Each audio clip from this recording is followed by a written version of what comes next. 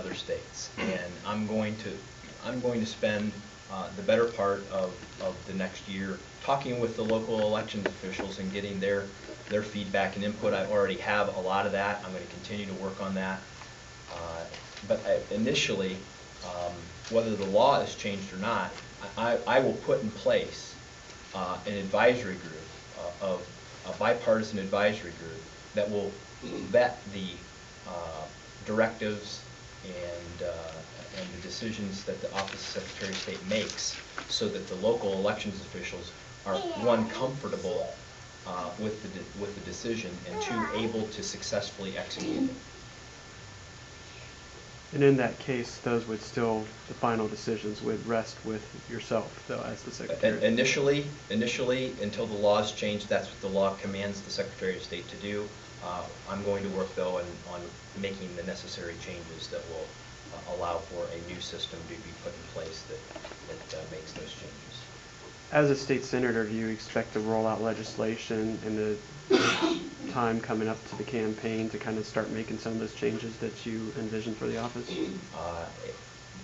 I will do that based on the time frame under which we're able to get the plan put together in coordination with the local elections officials. And I want to do something that, you need to build consensus on these things in advance of doing it. I need to hear from these local folks, because as much as there's a focus on the Secretary of State's office, that's where the elections are administered and take place, and there needs to be a better partnership built with those individuals. How much do you think this statewide campaign will cost? You said you have this network of grassroots supporters and financial supporters. Well, let's face it, there is, because it's one of the seats that's presently on the apportionment board, there will be a lot of focus on that. I hope that before we get to that election, that process has changed. But I know that, that this will be, at this point, one of the more hotly contested races. It certainly will require a lot of financial resources, and I believe that we'll be able to generate the financial support necessary to be successful. Does your presence here indicate that the state party is informally supporting you, or you expect to have a primary? I have, well, I know that there are a lot of Republicans who are upset with the current system, and they see an opportunity with the vacancy apparently that's going to exist in this seat, and so a lot of people have certainly looked at this as a great opportunity for us as Republicans to win back one of the statewide elected offices.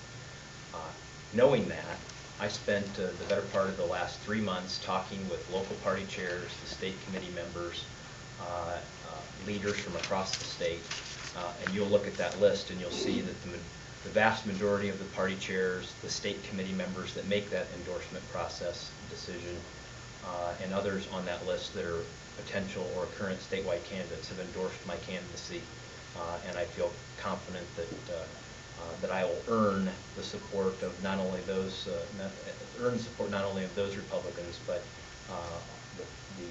all the voters in a Republican primary, if there is potentially one. Aspect of what sort of evolved with elections over time. Well, I think if you have a process that involves the Democrats and Republicans in this state up front before you issue the directives that really have caused the need for the lawsuits, that you can minimize and change that culture a great deal, so that you can avoid those kinds of things from happening in the future. And it will be, and that's why I can't do this alone. This is going to take. I'm willing to lead on it, but it's going to take people making compromising, or require people that work in this building to compromise on things that they might want, and me to be willing to stand up and tell them no.